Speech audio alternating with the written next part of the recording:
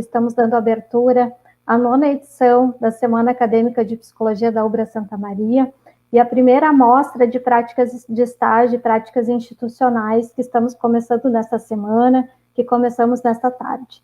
Gostaria de saudar o nosso diretor Mauro Servi, a nossa coordenadora acadêmica Franchielli e o nosso pastor Renato Hennig, que não mediram esforços para que nós fosse possível, né, realizarmos o evento mediante o uso de plataformas, né, e desse momento que também requer muitos esforços para que nós estejamos juntos, né, e acho que esse é o significado da construção, e antes de eu passar a palavra, na verdade, as nossas acadêmicas que estarão fazendo a abertura do evento, a apresentação do evento, eu gostaria de dizer que esse evento, ele não foi pensado, né, de forma sozinha, não foi pensado sozinho, ele foi pensado com um grupo de acadêmicos extremamente envolvidos, mobilizados, né, e algo de uma valorização de um movimento estudantil muito presente na UBRA Santa Maria. Então, me veio à mente algumas palavras que constituíram esse evento que se chama Psicologia Entre Fronteiras, né?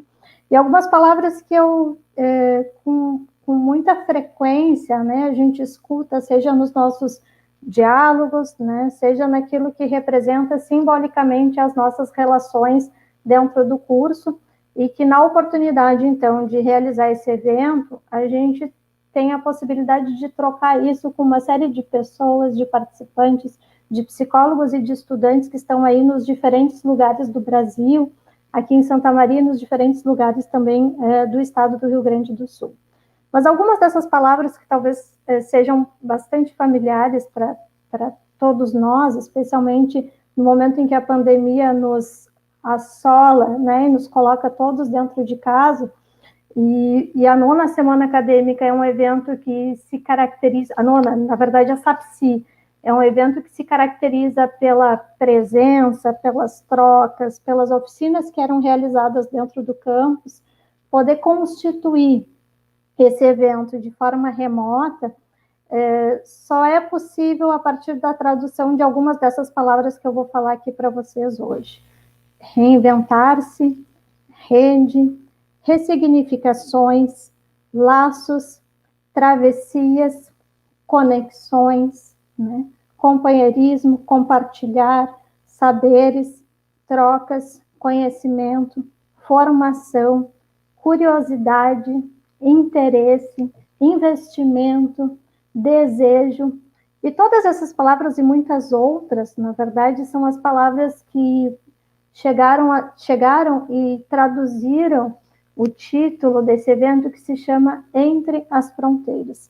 Por mais que nós estejamos, né, cada um das nossas casas, né, às vezes olhando o mundo pela janela, como se traduz na arte desse evento, a gente pode sim se conectar.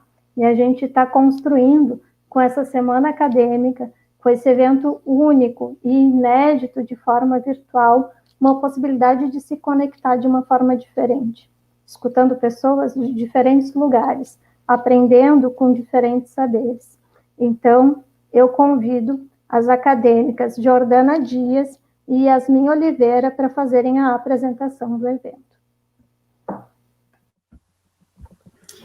Boa noite a todos, todas e todes. É com imensa alegria que daremos início à 9ª SAPSI e primeira mostra de estágio, práticas de estágio e práticas institucionais da UBRA Santa Maria. Cumprimentamos simbolicamente o diretor da instituição, Mauro Servi, e a coordenadora do curso de Psicologia, Mariana Fischer. Pensando nas impossibilidades que nos acarretam a pandemia, é com carinho, dedicação e cuidado que construímos esse evento neste formato. Serão 5 dias de encontros virtuais, palestras e oficinas, onde os acadêmicos do curso discorrem junto aos seus supervisores locais de estágio sobre a sua experiência e a sua prática em diferentes contextos sobre a atuação na psicologia e também enquanto formação acadêmica. A escolha desta temática deste ano é a psicologia entre fronteiras, pensando que o entre também fala de um intervalo, no meio de 2 espaços e 2 tempos. Demarcamos o movimento entre o novo cenário e as novas práticas de enfrentamento da psicologia, ocupando lugares antes desconhecidos.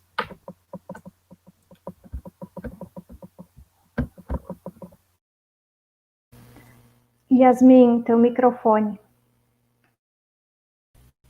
Desculpa, gente.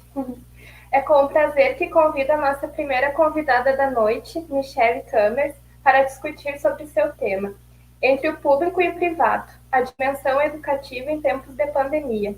Michele é psicanalista, mestre em Psicologia e Educação pela Faculdade da USP, doutora em Psicologia Escolar e do Desenvolvimento Humano no Instituto de Psicologia da USP, bolsista CAPES pela Universidade de Paris, professora e coordenadora dos cursos de especialização em Psicopatologia da Infância e Adolescência, Psicanálise da Clínica à Cultura e Psicologia Hospitalar e da Saúde e Atuação Multiprofissional do Hospital Santa Catarina de Blumenau.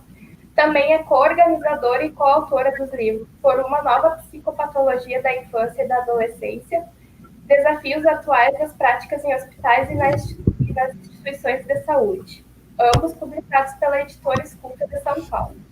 A conferência de abertura será mediada pela Prof. Mariana. Agradecemos a presença do Prof. Luiz Henrique e da professora Cristiana Rezende. Lembrando que ao final do evento será disponibilizado o formulário para a certificação, o qual deve ser publicado até meia-noite de hoje. Desejamos um ótimo evento a todos, todas e todas.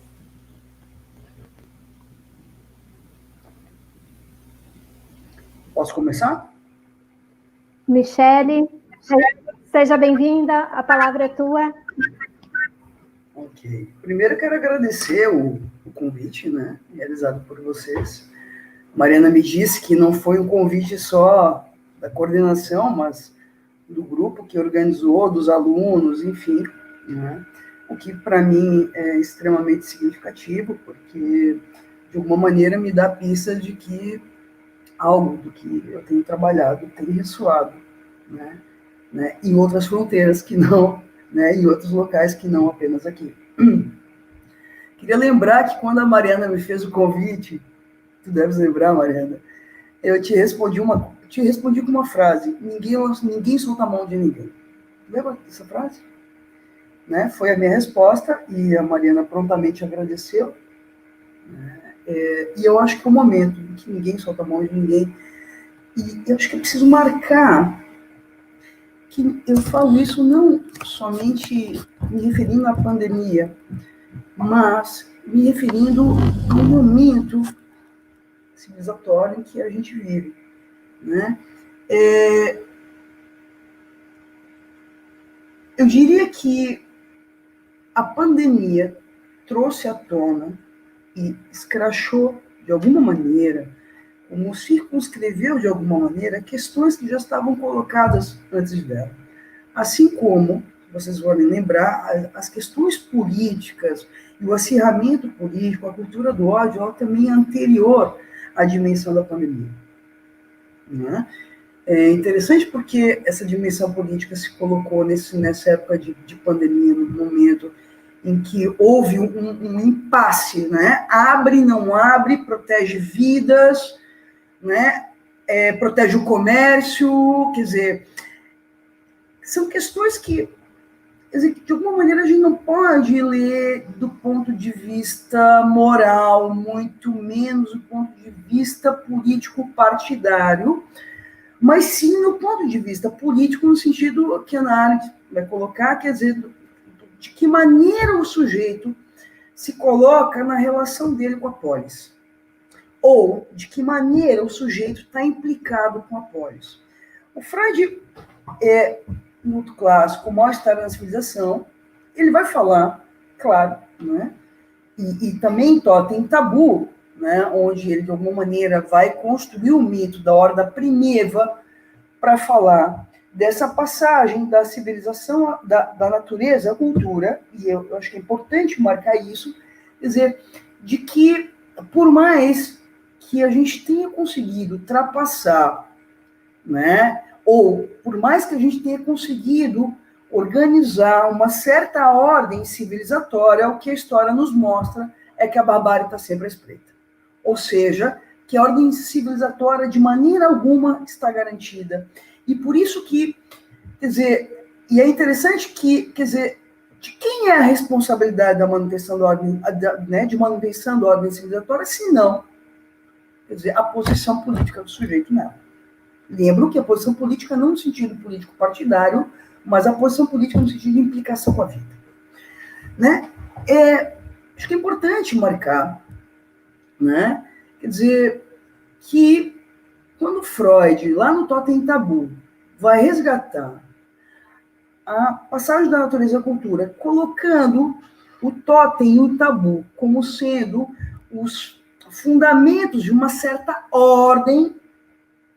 E quando a gente fala uma certa ordem, a gente está falando de uma lógica que ordena lugares.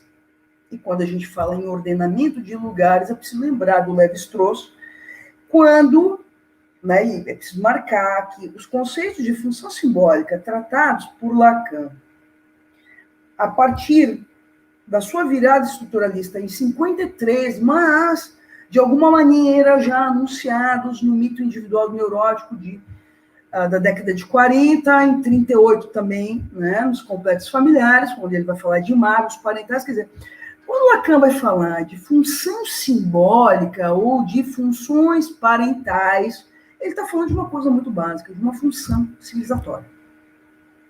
Que, ora, na família, é encarnada, né? Ora pela mãe, ora pelo pai. Então, isso que a gente chama de função materna e função paterna, nada mais é do que a encarnação de uma função simbólica para fazer de uma pequena criança ou de um vivente um sujeito humano. O que eu estou querendo dizer com isso? Que de maneira alguma, quer dizer, que se no campo dos animais o pertencimento a uma espécie está garantida via instinto, no campo dos humanos não há nenhum tipo de garantia. Ou seja, que nós dependemos de um outro humano que, nos inscreva no campo da linguagem. Por isso que a gente vai falar que há uma pré-história que antecede a criança e que marca a entrada dela no campo da civilização. Né? 2, depende fundamentalmente do lugar que ela vem ocupar na fantasmática parental. Mas quando a gente fala em fantasmática parental, e aqui eu já mais ou menos anuncio um pouco o eixo da minha fala, que é, quer dizer, o lugar que ela vai ocupar, então, não só na ordem fantasmática parental, porque, veja, preciso lembrar que antes, que o modo como esses pais vão cuidar, e aqui eu já estou fazendo uma diferença de termos, cuidar, por isso que a gente fala, então, né, a dimensão do cuidado como a dimensão da maternagem, o modo como eles vão cuidar, educar, né, e de alguma maneira, né, quer dizer, conduzir a educação de uma criança está intimamente relacionado ao modo, ou ao modo como um laço social está organizado numa determinada época. Vocês devem lembrar que a modernidade se constitui a partir de uma ruptura com uma tradição, e aqui eu estou retomando a Ana novamente, uma ruptura de uma tradição com uma tradição que é muito interessante, né? Porque, assim, uma tradição que organizava, quer dizer, que cobrava seu preço, mas que, de alguma maneira, organizava lugares. Então, quando a gente pensa em educação, é preciso marcar que a chegada dos mais novos no mundo que já é velho não é um problema de hoje. É um problema da história da civilização. Sempre foi um problema. Educar sempre esteve colocado como um problema. Por quê? Porque essa passagem da natureza à cultura não se dá naturalmente. Ela se dá como um golpe de força, um corte que introduz uma outra ordem. E para isso é necessário muito trabalho civilizatório. E que não é um trabalho individual. É um trabalho que necessariamente ele precisa ser coletivo. Então, se a gente for retomar o curso da história, nós vamos lembrar que cada época histórica teve um determinado modo, primeiro, de fazer laço, 2, um determinado modo de sofrer, 3, um determinado modo de tentar resolver esse sofrimento, esse mal-estar, e 4, um determinado modo de tentar educar suas crianças. Tá claro isso? Então, quer dizer, não é algo novo que nós estejamos nos debatendo com isso. Então, tanto nos regimes, né? Então, vamos retomar um pouquinho a história, né? Quer dizer, o que acontecia? Vamos tentar pegar o antigo regime. Né? Vamos tentar retomar ali o Philippe Arriet, no História Social da Criança e da Família. Por que eu estou retomando o Philippe Arriet? Porque, eu vou falar algo central, quando a gente pensa em educação hoje, a gente pensa automaticamente em criança e a gente pensa automaticamente em infância. E a gente pensa automaticamente em escola. São 3 conceitos fundamentais aí que a gente precisa retomar, né? E lá no Philippe Arriet, a gente vai lembrar, quer dizer, o que acontecia, e que foi uma questão que eu discuti muito com o Lajonquière, que foi um orientador de mestrado, com o Rinaldo Voltolini, que era parceiro na época, assim, também era colega de sala lá na USP, na Faculdade de Educação com o Leandro, e eu ficava me perguntando assim, Mariana, acompanha, olha só, que loucura, o que será que acontece, o que será que acontecia com as crianças antes de existir a infância? Era a minha pergunta. E eu ficava me perguntando assim, existia função materna? Existia função paterna? Essas coisas todas que aparecem na teoria, quer dizer, eu estava às voltas com isso.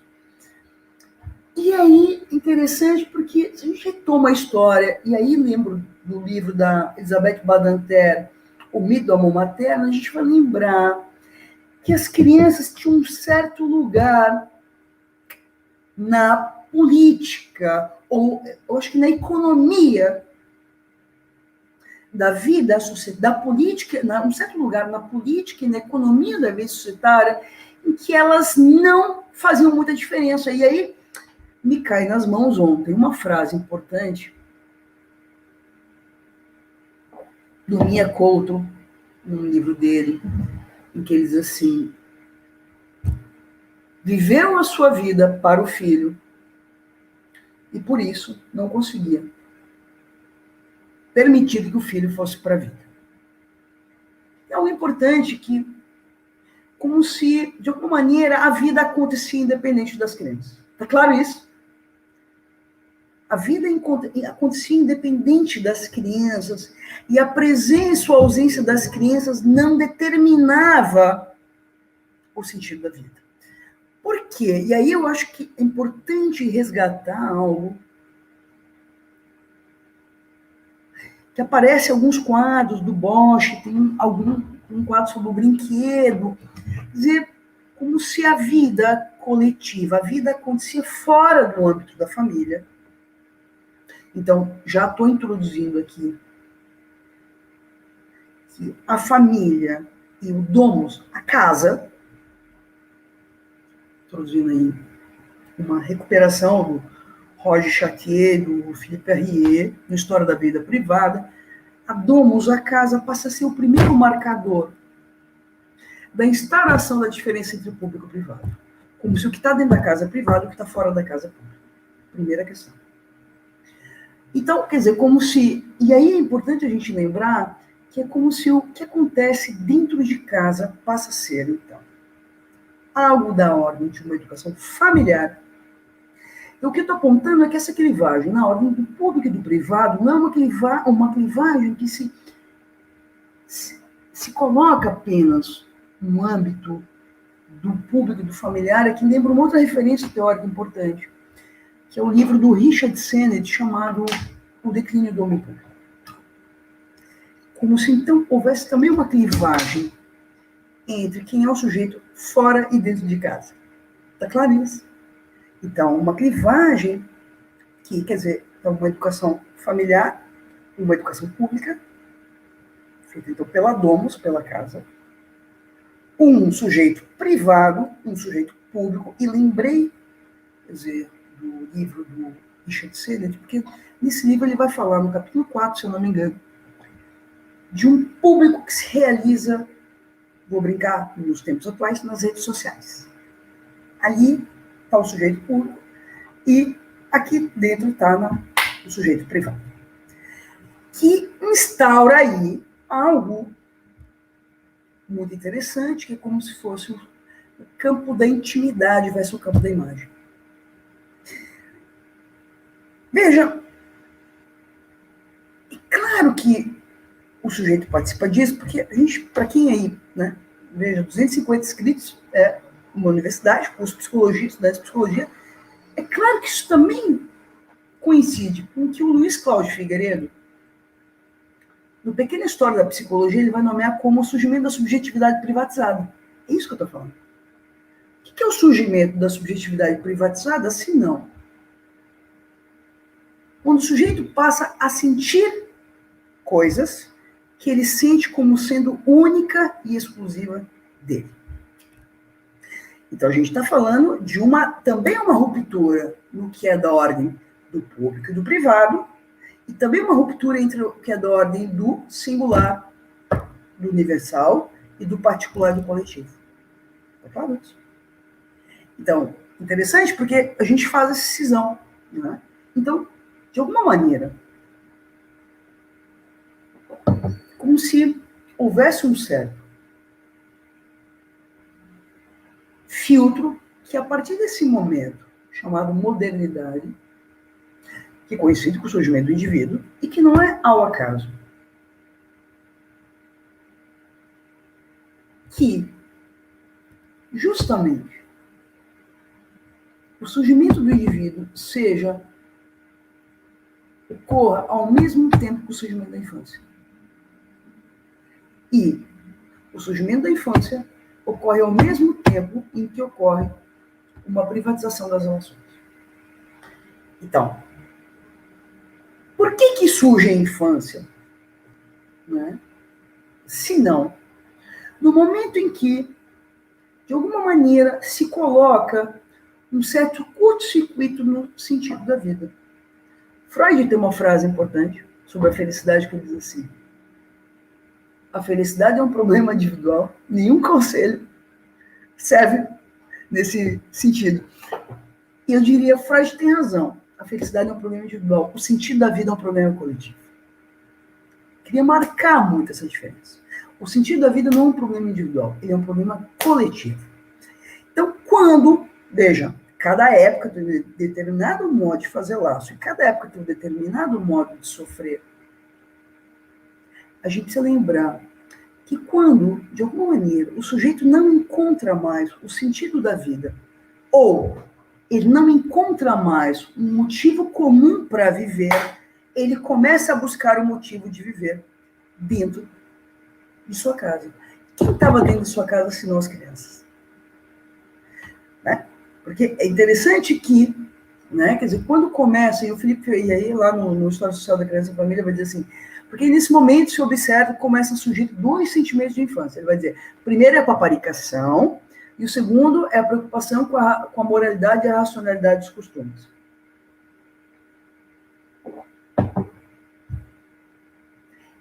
Interessante porque, quer dizer, como se esse certo fechamento da família.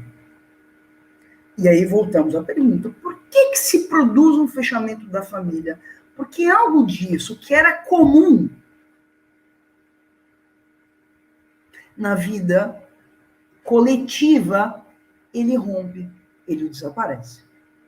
Então, quando esse comum desaparece, e é interessante que não é o caso que esse comum desaparece, quando surge na história justamente o fenômeno do capitalismo, em que o sujeito começa a estar preocupado com o lugar dele na ordem societária, lembramos assim, passagens de gente de segundo grau, primeiro ano, sabe, ensino médio, né? Quer dizer, quando, rompe ali o sistema de trocas e começa a surgir uma burguesia interessada em ter um lugar social, né? Em ter um lugar social determinado pela quantidade de moedas que tem, ali começa a se produzir radicalmente uma privatização da família. Literalmente, lembro a vocês que surgem as mesas com gavetas, porque quando alguém de fora chegava, as pessoas botavam o prato dentro da gaveta e fechavam.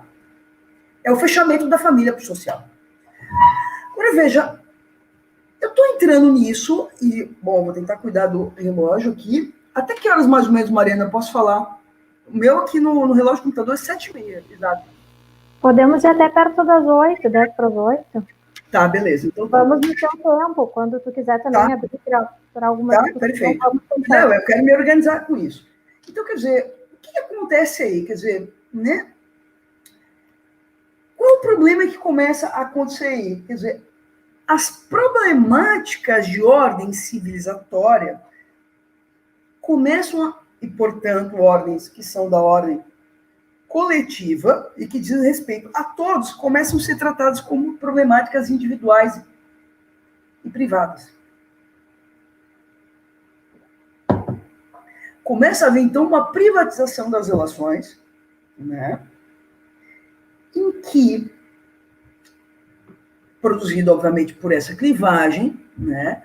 E que é interessante porque a gente precisa retomar uma frase da Hannah Arendt, né? Então, falava que, quer dizer, que a educação, que a criança não era central na vida societária, mas a partir do momento. O que não quer dizer, veja, que não havia uma preocupação com o recém-chegado. Porque o Felipe, ele era claro, quer dizer, ele diz assim, que não tinha o conceito, que a educação se realizava via aprendizagem, que era o quê? Através do convívio da criança com o adulto. Tá claro? Não existia um dispositivo separado para preparar essa criança. O que a invenção da escola produz? E lembro que escola, S-C-H-O-A, S-C-H-O-L-A, escola, surge etimologicamente diferente do colégio, porque o que era uma escola senão uma sala de aula em que o mestre ministrava uma disciplina específica que era para adulto e criança, tudo misturado. Escola não surge como uma instituição, um dispositivo para crianças. E o colégio, o que era um colégio? É um asilo para pessoas pobres. O colégio também não era para criança. A gente que acha, quer dizer, que a infância sempre existiu, que as crianças sempre tiveram esse lugar na história. Não tiveram. Tá? Bom, e é interessante porque quando começa a surgir essa privatização da família, quer dizer, começa a surgir uma preocupação em separar a criança do mundo dos adultos. Então, quer dizer, como se então surge então uma separação.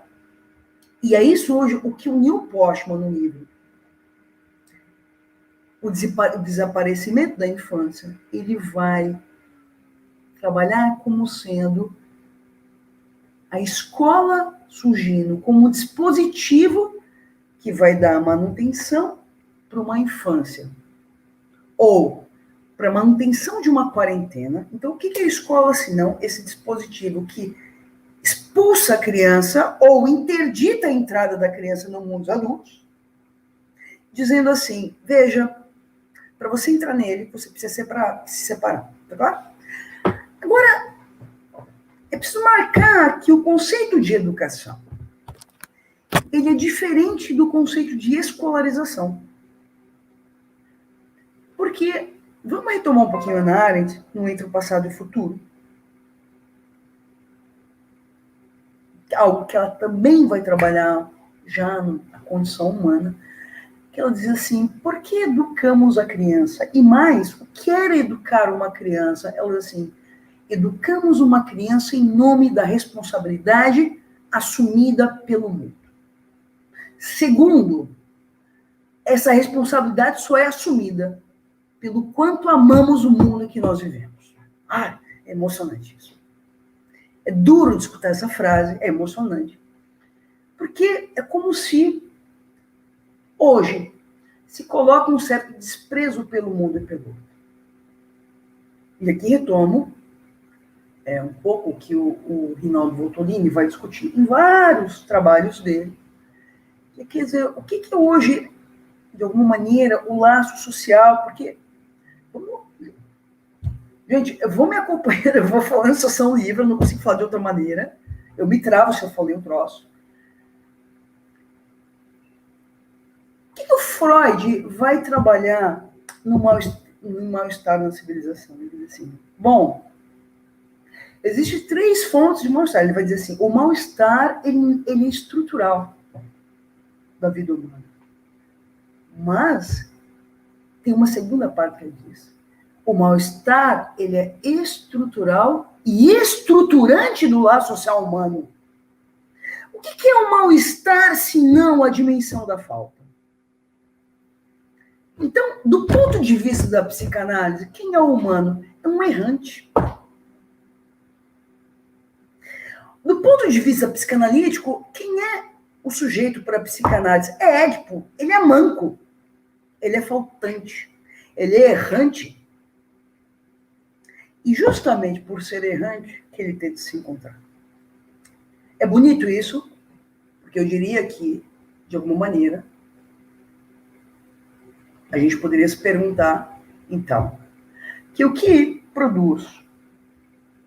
E tem um texto da Maria Rita que é um maravilhoso, chamado Laço Social e Sintoma Social, que é um livro que a gente vai lançar, eu, Rosa Mariotto e Marco Antônio Coutinho Jorge, que tem autores como Maria Rita Kerr, o Antônio Quiné, um pessoal super bacana, Rinaldo, Lilian Debier, que são convidados para escrever do livro, tentando retomar essa questão do laço de sintoma social.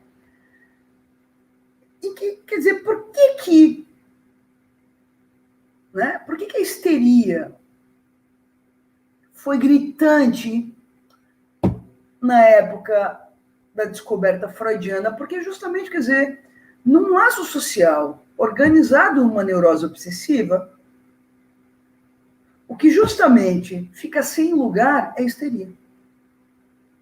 Agora, num laço social histérico, o que vai ficar sem lugar? Neurose obsessiva. Num laço social perverso, como é a minha hipótese atual, qual é o tipo de efeito que o laço social atual, sendo um laço social perverso, o que é um laço social perverso? Eu sou machista, entendeu? Quer dizer, eu não sou machista, mas eu estupro a mulher. Isso é o laço social perverso. Eu não tenho preconceito, mas eu faço a minha empregada negra, entendeu? Comer a comida dos cachorros. Isso é um laço social perverso. E o que o laço social perverso produz, se não paranoia? Como se todo mundo fica meio paranoico. Né? Porque, veja, é quase como que as coisas são muito... É como se a gente pisasse uma certa areia movediça. Eu venho aqui numa conferência, 250 pessoas, eu digo uma palavra e você apedrejada, agora na esquina. Porque eu disse uma palavra aqui. Isso daqui vai para as redes sociais e vai virar... Então, quer dizer, então, para evitar essa paranoia, eu nem venho falar. Quer dizer, é um pouco a lógica do funcionamento da atualidade. Importante que, quer dizer, o que acontece a partir da modernidade? Uma promessa que se coloca já a partir do século XVI, lembro vocês do imaginário mecanicista, que no século XVI surge, então, a partir ali do cogito cartesiano. E, veja, é interessante, né? Porque acontecia nos jardins da Europa, né? O surgimento de autômatos. O que era a figura do autômato? É um ser humano regido e funciona como uma máquina. Eu estava tomando banho, ainda há pouco, e é o momento que eu fico elaborando as coisas que eu pensei em falar para vocês hoje. E aí eu sempre vim com a história do perfume. Me perfumei para vir falar também. E eu estava escutando aquela música Smile, cantada lindamente pelo Djavan, né, que diz: sorri quando a dor te torturar, quando nada mais restar do teu sonho encantador, mesmo assim sorri. O que é isso? É uma demanda de que... E aí diz assim, né? E aí todo mundo vai supor que tu és feliz. Como se o ser feliz, ele está acima. O ser feliz para o outro, ou parecer feliz, ele está acima de eu encontrar um sentido para a minha vida. De encontrar um sentido coletivo para a vida. Lembrei da figura do autômato porque, veja, a máquina não tem sentimentos. A máquina não tem ambivalência. A máquina não tem falta. A máquina funciona de um modo pleno. E aí, pensando que eu ia falar hoje, e que eu já estou falando, eu fiquei me lembrando. Por que a gente estranha a rigidez do brincar de uma criança e não estranha a rigidez da vida de um adulto? Onde não há absolutamente nenhum espaço para falta. Onde todos os espaços são minimamente completados e preenchidos. Claro que o que eu estou falando é Blade Runner, que a gente está, de alguma maneira, fabricando androides. Envelheceu, faz plástico. Quer dizer, o que é fabricar androides se não uma lógica em que todo mal-estar poderia ser resolvido via tecnologia? Inclusive a educação. Então, qual é o grande problema da educação hoje? Né? E mais, o que é educar se não civilizar? Então, quando a gente fala em educar, quer dizer, a gente está falando, quer dizer, de uma responsabilidade que o adulto assume pelo mundo, não para privar a criança do mundo, mas para poupar o mundo da tirania de uma criança. A lógica é contrária. Porque a pergunta é: o que poderá fazer, então, uma criança com esse mundo? Destruí-lo. Então, as crianças de hoje sabem muito bem apertar botões. As crianças hoje circulam muito bem na internet, mas não sabem o que fazer quando escapa o cocô na calça. E aqui tem uma diferença importante. Que quando Freud vai falar em educação, o que o Freud falava assim, não? O que é educar? É preparar alguém para a vida. Preparar alguém para as vicissitudes, alguém para enfrentar as vicissitudes e as adversidades que a vida coloca. Então, e o que acontece nos dias atuais? Como se a gente prepara as nossas crianças para o sucesso, não para a vida. Né? E é interessante porque, quer dizer, você tem aí alguém que cursa uma faculdade de medicina e não sabe lavar uma folha de alface. Tá claro isso. Alguém que faz faculdade de medicina não sabe limpar o seu próprio cocô. Alguém que faz uma faculdade de medicina que tira 3 na prova e se mata porque não suporta. Então é como se, na medida em que no laço social atual, essa dimensão da falta, essa dimensão da errância, essa dimensão da claudicância, essa dimensão edípica, portanto, ela fica banida do horizonte. Que é o que a Elisabeth Roudinesco, no livro Por que a Psicanálise, vai dizer: quando a morte, a desgraça, a falta ou o infortúnio são banidos do horizonte, elas retornam de uma maneira com toda a força. E o que acontece hoje, então, com isso que é banido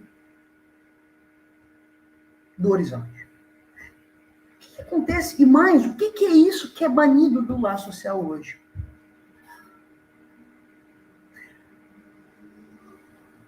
A dimensão ou a condição perversa polimorfa da criança, ela é completamente banida do horizonte do discurso. Gente, quando eu falo banida do horizonte, estou falando banida do discurso. Não é levado mais em conta que uma criança é aquela que não para, né, que mexe em tudo, não é isso? Né? Eu lembro da minha época que as mamas corriam de vassoura atrás das crianças, dizendo: sai de dentro da minha casa! Indo para casa, as crianças eram varridas para a rua, porque as crianças incomodavam a ordem da casa. As mamas queriam limpar a casa, e mamãe literalmente varriam as crianças para a rua, diziam: vai brincar, vai brincar. É como se hoje a lógica inverte, e a criança diz: mãe, eu quero brincar, e a mãe diz: mas filho, por que tu queres algo além de mim? como se queres fazer o que na rua? Queres fazer o que lá? Aqui você tem tudo. Então, é um convite, hoje, deliberadamente realizado à criança, deliberadamente realizado ao filho de realização do incesto. Não vá para a vida, fique aqui com a mamãe. Por quê? Porque mamãe não sabe o que fazer na sua vida.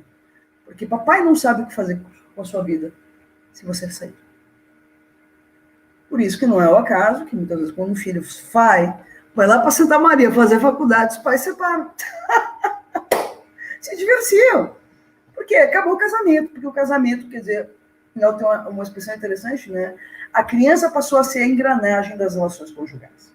E aqui retomo o livro do Felipe Julian, O Abandonar Seu Pai e Tua Mãe, em que ele vai dizer, quer dizer, é um livro da década de 90, e ele vai dizer, não, acho que é 2000, se não me engano, é o livro. Ele diz assim,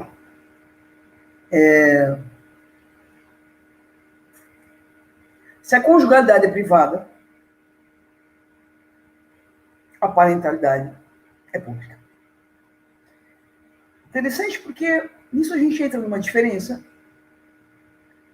que quando se trata, interessante assim, porque eu já falei em outros momentos, quem me acompanha, enfim, tem algumas pessoas que acompanham um pouco das minhas falas.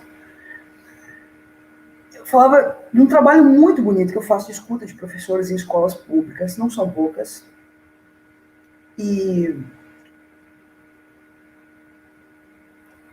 ali, interessante porque, e a minha pesquisa de doutorado é sobre isso, chamada Da Criança a Matar, a Morte da Criança.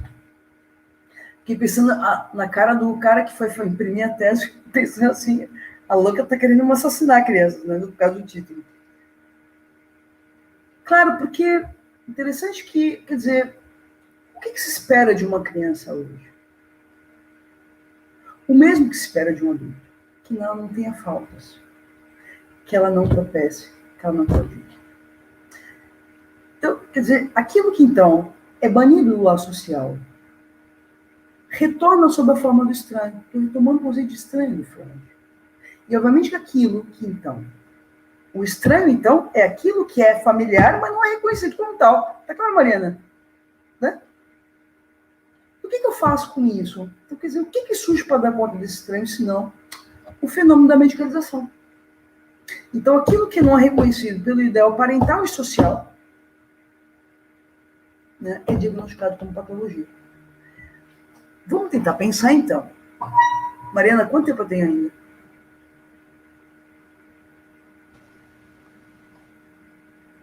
Podemos ir mais uns 10 minutinhos? Beleza, 10 minutos finaliza. Beleza. Pode ser? Pode. Não, 10 minutos está suficiente. Então, aquilo que não é reconhecido pelo ideal social e parental retorna sob a forma, é nomeado como patologia. Mas é preciso lembrar que não é só a criança. Não é só o que acontece com a criança, mas também com os adultos. Quer dizer, como se essa dimensão da falta, que não é reconhecida, né? Então, não é reconhecida como se não está mais no mar social, como sendo algo que pertence aos humanos. Então, a gente está falando de um certo movimento, Mariana. É o pessoal que está escutando. Eu estou falando com a Mariana porque eu estou vendo ela aqui, vocês não estão vendo. Porque, veja, tem algo aí, quando a gente fala para alguém, né? Passa pela dimensão do corpo do outro, que a gente olha e fala para ele. Então, como se isso que é da ordem do humano, como falava na música Smile, sorrir, quer dizer, a dor, a morte, o infortúnio, a doença, a ambivalência, a inveja, a crueldade. Isso tudo foi banido do discurso e, portanto, quer dizer, a gente toma da ordem da patologia.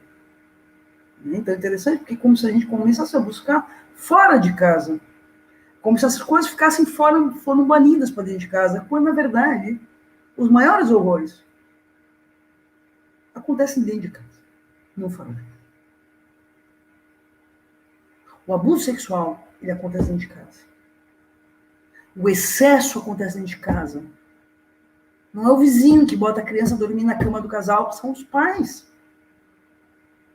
Ou seja, isso está dentro de casa, mas protegido dos olhos. Não é interessante porque eu estou falando isso, vou retomando então o que eu falava da escola pública. Quando a gente vai para a escola pública, esses excessos se tornam públicos porque a escola cumpre uma função de vigilância para a família. Está claro isso? Então, como se a criança falta na escola porque ela é pobre, porque ela é negra, porque ela é imigrante, ou seja, porque ela é... Quer dizer, é interessante porque, de alguma maneira, a escola cumpre uma função e mais, ela passa a ser o dispositivo que agencia ou não a medicalização da infância. Porque quando eu falo em medicalização da infância, eu estou falando de criança pobre, criança negra e criança de escola pública. O fenômeno maior é aí. E mais, é uma família que passa a ser. Então, o que acontece? Qual é literalmente, e já vou finalizar falando da pandemia, qual é literalmente o percurso? A criança vai para a escola, faltou, aciona o conselho tutelar. A criança vai para a escola, descalço, aciona o conselho tutelar. Vai para a escola, com fome, aciona o conselho tutelar. Qual é a indicação da escola? Indica para o neuropediatra. Gente, o que é de ir descalço para a escola e sem comida para a escola tem a ver com medicação. Tem a ver com encontrar uma explicação que acalme esse professor, porque essa criança não está bem. Então, como se de alguma maneira o professor ele se vê impotente e com razão. Não estou aqui para jogar pedra na escola nem na família. O professor se vê impotente a essa criança que não aprende. E é interessante porque quando ele se vê impotente, de alguma maneira, ele também se vê identificado com essa criança. Ele também se vê nessa criança. E nisso ele vai para cima da família. Então é interessante porque, quer dizer, como se ele vai para cima da família, e ali, quer dizer, a escola passa a ser um dispositivo que vai justamente agenciar a entrada dessa família na tutela do Estado, né, na rede da tutela do Estado. Porque a partir do momento que essa criança, então, que a escola aciona o conselho tutelar, a família entra na rede do dispositivo de tutela e nunca mais sai. E é uma lambança total. Né? E é interessante porque isso, quer dizer, de alguma maneira, gente, eu estou falando, quer dizer, de uma lógica, porque a questão não é que os problemas, não é que a criança, não é que esse problema não existe, o que eu estou apontando é que será que essa é a única maneira de resolver a questão, de tratá-la pelo menos? É interessante, né? Porque, veja, é como se a escola hoje, a partir dessa privatização da família, passou a ser justamente o encontro, talvez um dos únicos e um dos poucos restantes, de encontro com as diferenças. A escola, a ida para a escola é um encontro com as diferenças, não só para a criança, mas para a família. É a ida para a escola do seu filho que faz com que um pai se dê conta que o seu filho de 3 não fala.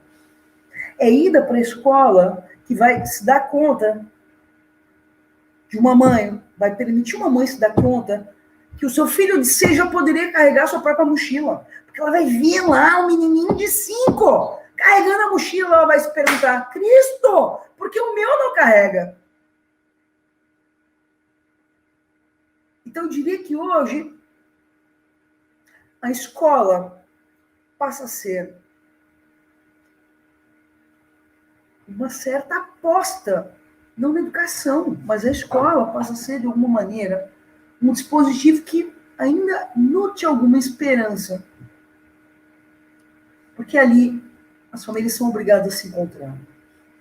E eu diria que a gente está carente de humanos. Porque, de alguma maneira, quer dizer, como se...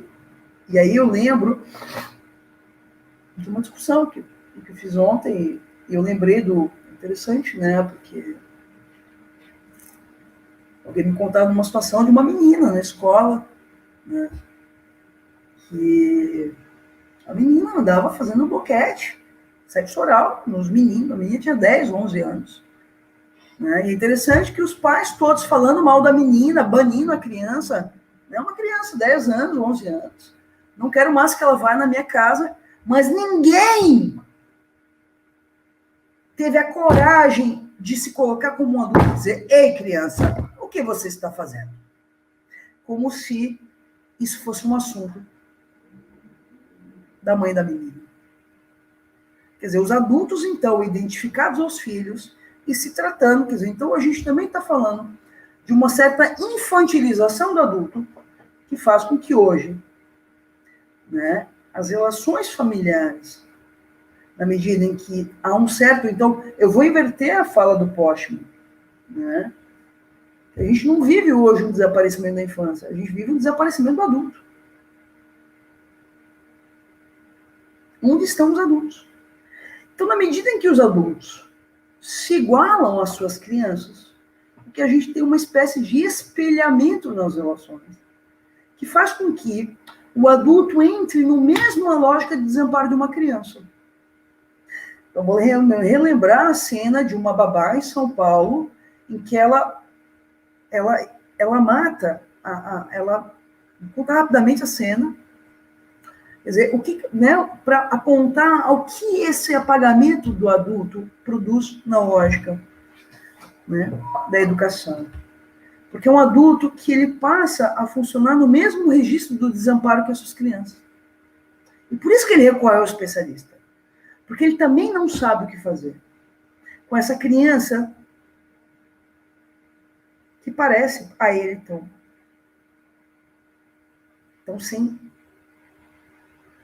tão sem domínio, né?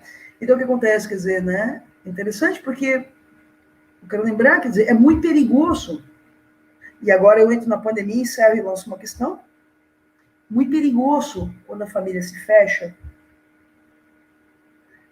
e as relações estão especularizadas. Ah, mas Michele, é quarentena. Gente,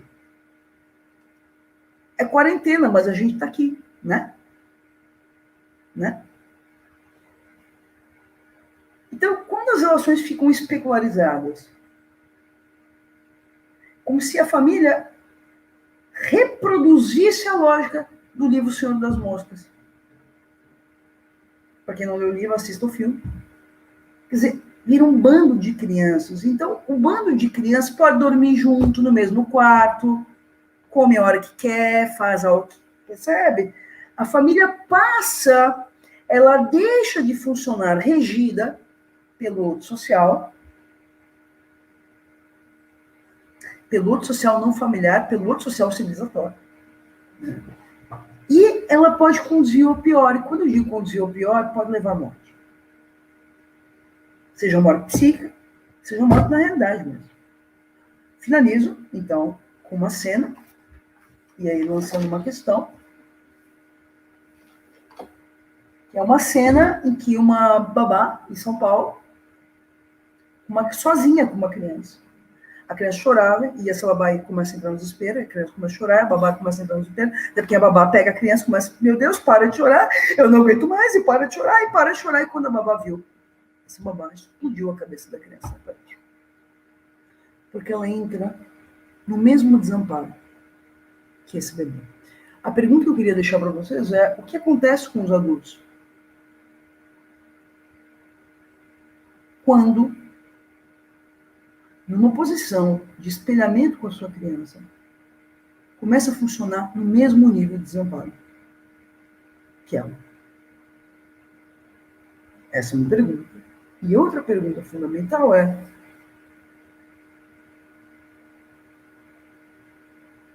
a gente sempre pergunta, né? Que mundo que eu vou deixar para nossas crianças? Eu vou inverter a pergunta. Que crianças que deixaremos para esse mundo? Tá bom? Obrigada, Mariana, pelo convite. Obrigada a todos. E agora vamos abrir para questões. Tá ótimo, Michele. Nossa, maravilhoso te escutar, assim, produziu intensas questões, né? Acho que vou fazer aqui algumas costuras do que fiquei pensando. Também convido o pessoal para colocar no chat do YouTube questões. Vou convidar a Yasmin, o professor Luiz Henrique e a professora Cristiana, se estiverem aqui no stream, para entrar na tela junto conosco, para a gente também fazer uma rodada de discussões, né? Mas tu falaste, né, dessa dimensão da educação e eu fiquei pensando, me recordei de um texto, também um texto antigo da Guacira Lopes Louro, né, que eu tenho me dedicado a alguns estudos de gênero, assim, no meu processo formativo, que é um texto dela que se chama Pedagogias da Sexualidade. E ela fala, então, e eu fiquei pensando, porque esse texto também é próximo ali do texto do Philip Julian, né, que tu mencionaste, do ano 2000. E ela fala, então, sobre a dimensão e a relação da criança educada e a criança disciplinada, né? E eu fiquei pensando um pouco no efeito, né, dessa associação que ela faz nos anos 2000 e hoje, né, o que tem de reverberações desse discurso, né? Então, ela diz, né, ela trata de uma dimensão política, né, o processo educativo, e traz algumas referências para pensar essa dimensão da escola, assim, né, da professora numa posição mais religiosa, né, a professora às vezes é aquela mulher solteira, né, e não que tenha que ser casada, não se trata disso, né, mas de uma figura que ocupe uma, não sei se não trancou para mim aqui, que ocupe uma posição de uma certa maternagem, né, que desse conta disso da dimensão do privado, assim, né, e não é nenhuma crítica ao fato de solteira ou não, mas ela faz essa associação. E no quanto, por exemplo, né, nos anos 2000, ela fala de que uma dificuldade de poder pensar, por exemplo, a escola a partir de alguns dispositivos, como a mídia, como o cinema, como, né, costurando com outras coisas que não só aquilo que estivesse determinado pela família. Então, ela fala um pouco sobre essa dimensão da criança educada, é a criança que vai ser potencializada para descobrir o mundo, né? Que esse mundo ele não está dado todo, né? Então, acho que vai ao encontro um pouco do que tu está nos provocando a pensar, né? Dessa criança não toda, né? Desse sujeito não todo, né? Desse sujeito faltante. E aí ela faz uma relação com a criança que se costura com um certo ideal social, que é a criança disciplinada, né? Que é a criança onde todas as regras estão determinadas. E eu fiquei pensando um pouco no momento que a gente vive, assim, né? Com discursos bastante opressores, né? E aqui em Santa Maria aconteceu recentemente, essa semana, até isso foi uma questão de discussão em alguns grupos que eu venho participando. Nós tivemos na Câmara de Vereadores aqui de Santa Maria um projeto aprovado, que era o projeto Diversidade na Escola, né, para poder pensar e discutir, que aí, né, faço relação com isso que tu trazes, de poder pensar a diferença no contexto da escola, né, de que a escola não é a criança ir para a escola para estar lá sentada, aprender e voltar para casa, mas é na escola que vai se constituir essa dimensão da experiência. E, bom, né, foi um projeto que chegou até a prefeitura, e aí foi sexta-feira passada, se não me engano, quinta ou sexta-feira passada, esse projeto foi vetado pelo prefeito aqui de Santa Maria, né, por ser um projeto inconstitucional. No mesmo dia... Inconstitucional? Inconstitucional. Mas não te parece familiar esse discurso, né? Não sou familiar poder pensar que não é a escola, né? Acho que junto com projetos como a Escola Sem Partido, enfim, né? Que eu digo familiar no sentido da gente já vem escutando isso e aonde isso vai chegar, que acho que é essa questão, né? Onde... Mas, Mariana, essa lei que agora lançaram, que tem que ter uma escola especial para as crianças,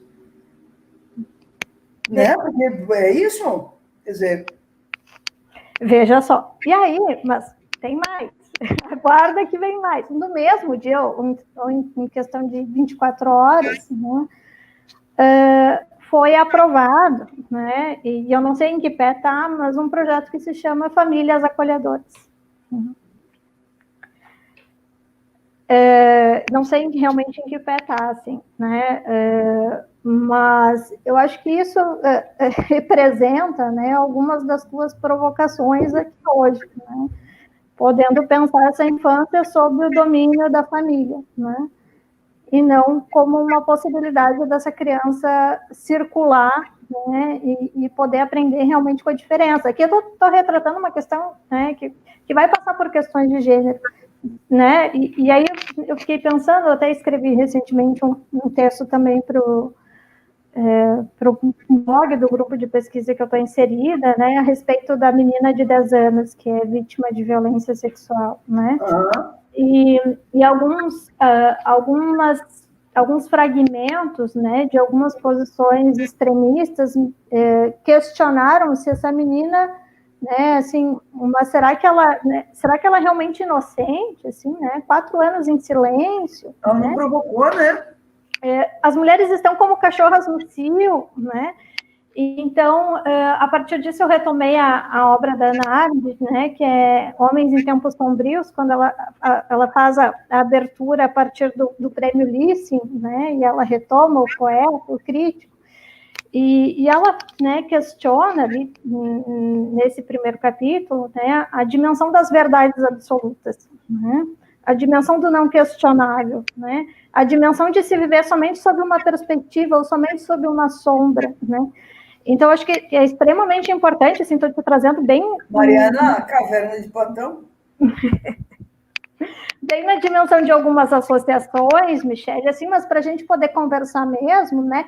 Ao mesmo tempo, a gente vive numa dimensão tecnológica, né? De que a internet é a terra que tudo pode, né? Mas tudo pode dentro de que fronteiras, né? Porque acho que fiquei pensando um pouco sobre isso, assim, né?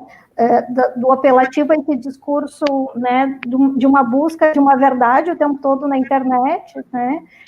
E ao mesmo tempo esses pais, por exemplo, pensando na clínica da adolescência, né? Nos convocam o tempo todo a ter que nos dizer o que fazer com os seus filhos adolescentes, né?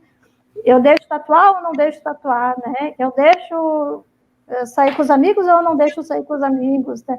O tempo todo nessa dimensão de uma busca de uma verdade absoluta. Então, eu fiquei pensando em algumas associações nesse sentido, assim, a partir de algumas profissões que tu traz, e eu fiquei pensando, né, quando tu diz que crianças deixaremos para o mundo, né, eu fiquei pensando para onde foram parar os adultos, né? Como? Onde foram parar os adultos, né? Uhum. Então, não sei, eu vou dar uma olhada se tem alguma questão no chat também. Não sei se tu quer, se tu pensou em algo, Michele, a partir dessas colocações, ou Yasmin também quer fazer alguma consideração. Eu queria só fazer uma colocação, Mariana, que assim, né, veja, quando a Hannah Arendt vai falar da questão, porque acho que tem várias coisas aí, né? Primeiro que, quando diz assim, né, que o adulto ele busca uma verdade, um saber outro, né? Eu gosto muito de uma frase do Jurandir Freire Costa, no livro Ordem Médica e Norma Familiar. Eu sinto sempre assim, livros que foram fundamentais da minha trajetória para construir o meu modo de pensamento, porque eu acho que são livros que eles precisam ser lidos, assim, são bíblias da área, assim, tipo, coisas que precisam... A gente precisa passar por algumas coisas. Felipe Arrier, o Jurandir Freire Costa, no Ordem Médica, porque eles, assim, né, que muitas vezes o que o especialista esquece é que ele também faz parte do problema que ele tenta resolver. O que eu quero dizer com isso? Né? Que, de alguma maneira, foi também um discurso pedagógico, foi também um discurso psicológico, foi também um discurso educativo, quer dizer, né, como se... Né, interessante porque na página 371 do História Social da Criança e da Família tem uma frase assim: tentava-se penetrar na mentalidade das crianças. Tentava-se penetrar na mentalidade das crianças para tentar adaptar a seu nível os métodos de educação. Então, como se, Mariana, como se hoje a questão não é mais educar em nome da responsabilidade assumida pelo mundo, é educar em nome de uma adaptação do meu fazer. Estamos escutando? De uma adaptação do meu fazer como educador às necessidades psicológicas da minha criança. Percebe? Por isso que vem a pergunta dos pais assim, né? Deixo ou não deixo tatuar? Será que eu não vou traumatizar? Nesse momento, quando ele faz a pergunta, será que eu não vou traumatizar? Ele se exime do lugar dele como adulto numa posição educativa e parental. Ei, pai, e aí? Quer ter um filho tatuado ou não? Mas é como se ele também não quisesse pagar o preço de ter que dizer, cara, faz quando tu crescer, mas eu não quero que filho meu tatuado em casa. Ponto. Seja criticado, estou dando um exemplo. Porque, veja, talvez esse pai vai ser criticado nas redes sociais, mas é isso. Veja, então, quando a gente fala em autoridade implica necessariamente, a Mariana, né, colegas, Luiz Henrique e Yasmin, que estão ali que eu estou vendo, né, implica em autoria, em se autorizar. Se autorizar a dizer o que pensa. Se autorizar a tomar uma posição. Né? Quer dizer, que é um pouco isso do sujeito atual. Se eu posto uma foto, não tem curtida, eu tiro.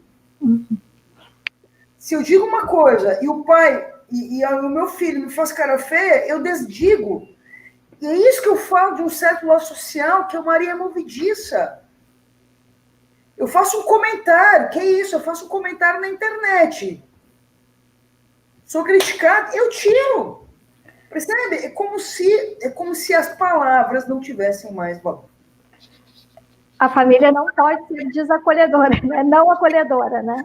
Isso, né? Quer dizer, né? E aí eu acho que é preciso marcar, quer dizer, que é como se hoje, quer dizer, nos 3 registros lacanianos, como se a ideia de limitar uma criança é a ideia de privar uma criança.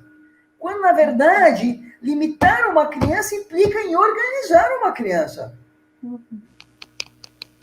Colocar borda numa criança. Apontar uma direção para uma criança. Que é uma ideia que o Rinaldo desenvolve bastante. O Rinaldo Voltolin da USP. Quer dizer, como se então o adulto também não diz não, porque ele toma o não como assim, eu vou privar ele. E como o adulto está numa posição especular com a criança, ele não pode dizer não para a criança, porque o não dito para a criança reverte como um não para ele mesmo. Então, tem uma pergunta que eu queria colocar para vocês, que é do que o adulto fica privado quando ele diz o não da criança? Tá claro? Do que ele fica privado? Né? Então, de alguma maneira, quer dizer, então Lacan, no seminário 4, as relações de objeto, ele vai trabalhar os 3 exercícios da falta. Então, né, a privação, a frustração e a castração. Então, é interessante, né, que a gente lê imaginariamente hoje, como se frustrar uma criança fosse privá-la de algo. Então, quer dizer, o que acontece? É quase como se a gente recusasse os 3 exercícios de uma palavra só. Não dá para privar, não dá para frustrar e não dá para castrar. Quer dizer, literalmente é uma lógica de um mundo sem limites. E aí eu diria, aquela frase, o céu é o limite. Não tem uma frase que diz o céu é o limite? Ou, vamos pegar uma publicidade. Eu lembro que lançaram aquele carro Export. Foi uma propaganda que me chamou muita atenção. A propaganda era viver sem limites. Gente, o que é viver sem limites? Para quem gosta de viver sem limites, gente, viver sem limites. Morem na rua.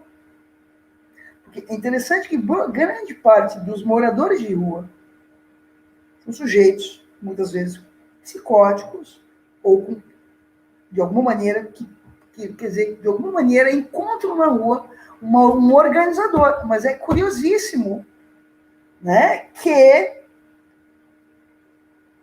E mais, assim, né, é interessante que numa época em que a gente preza pelo viver sem limites, a gente tem adultos tão obedientes, né?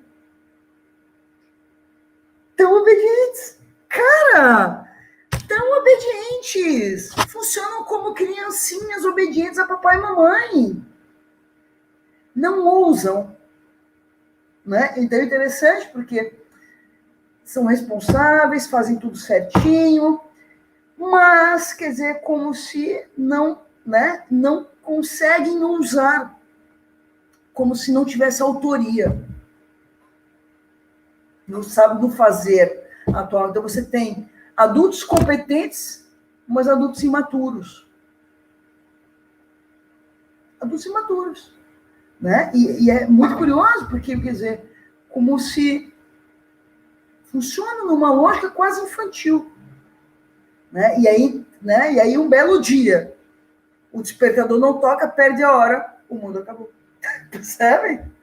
Quer dizer, por isso que eu falava do estranhamento da rigidez. Por que a gente estranha a rigidez? O brincar rir de uma criança, a rigidez de uma criança, e não estranha a rigidez de um adulto.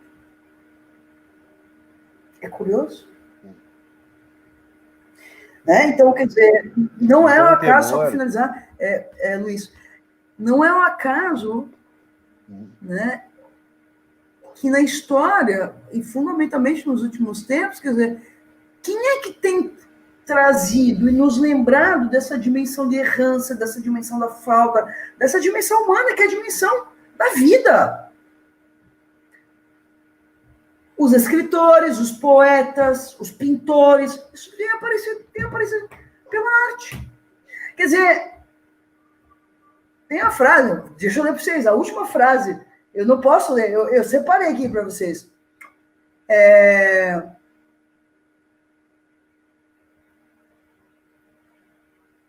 Né? Então, né? Tem uma parte aqui, peraí que eu chego, letra completa, né? Que é um pouquinho, é isso, né? Quando, né? Quer dizer, que isso assim, né? Que quando, né? Eu tô lembrando a música Smile ali, que eu separei aqui, né, para ler para vocês, né? Quer dizer, sorri quando a dor te torturar e a saudade atormentar, os teus dias tristonhos vazios. Vou ler. Sorri quando tudo terminar, quando nada mais restar do teu sonho encantador. Gente, essa música, pelo amor de Deus, não foi ao acaso que ela foi cantada no show aquele maravilhoso que teve da pandemia. Sorri, vai mentir na tua dor, e ao notar que tu sorris, todo mundo irá supor que és feliz. É isso. Vai, Luiz. Michele, eu tô assim com várias questões assim, baseado no que tu vem trazendo, assim, mas fiquei pensando, né, baseado nisso que tu vem apontando para nós, fiquei pensando que o maior temor de Hannah Arendt se confirma, né? As crianças destruindo o mundo. Mas agora não as crianças, efetivamente, mas os adultos criança destruindo o mundo. Né? Ou seja, os adultos... Banalização do mal, né, Luiz? Exato. E fiquei pensando nisso porque duas coisas me chamaram muita atenção na tua fala, né? Primeiro, a gente... Que legal a gente poder retomar a Hannah Arendt, né? A Mariana também traz referência a ela, né? E fiquei lembrando também, entre o passado e o futuro, a crise na educação, né? Um dos textos importantes desse texto, desse livro, né? Em que, primeiro lembrar, antes de falar disso, mas primeiro lembrar que acho que um dos motivos que a gente está olhando para tudo que está acontecendo e utilizando a Hannah Arendt, né, é porque a Hannah Arendt vai, através de um colapso da modernidade, voltar a olhar para o passado, né? O colapso da modernidade. Isso, o colapso do passado fez a gente voltar a olhar para a nossa condição. E aí, tu falou que estava achando frases, né? E eu estava discutindo, estava tentando achar uma frase, porque tinha uma frase que eu precisava trazer, porque parece representar exatamente o que tu estava propondo, que é um livrinho sobre o impacto da internet hoje, do Eli Parisi, que chama-se O Filtro Invisível. Uhum. E abre o livro a seguinte frase do Mark Zuckerberg: a morte de um esquilo na frente de sua casa pode ser mais relevante para os seus interesses imediatos do que a morte de pessoas na África. A morte de um esquilo na frente de casa, dependendo de como o Facebook vincular isso, talvez se torne mais importante para você do que as milhares de mortes na África. para mim, essa é uma frase que lembra muito a questão desse olhar que tu falava da música.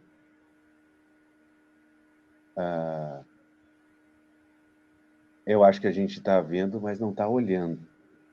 Aham. Né? A gente está vendo um monte de coisa, mas olhar mesmo a gente não está. Luiz, a sociedade do espetáculo, né? Exato, Guy Debord, né? E aí eu fiquei pensando também nisso, que era aí que eu queria chegar, né? Tu fez duas perguntas para nós, eu fiquei pensando também em duas que me fizeram, que a tua fala me fizeram pensar muito. Né? Que bom, se na crise da educação a Ana Arte vai fazer um posicionamento muito importante, né? Ou seja, que a educação não tem não desempenha nenhum papel na política, né? Ela fala na crise da educação, né? A educação não desempenha nenhum papel na política, ou seja, a política só age para... Vou completar a frase, porque na política lidamos com quem já está educado. Educado, exato, porque já está educado. Isso! Se não está educado, não tem o que fazer, né?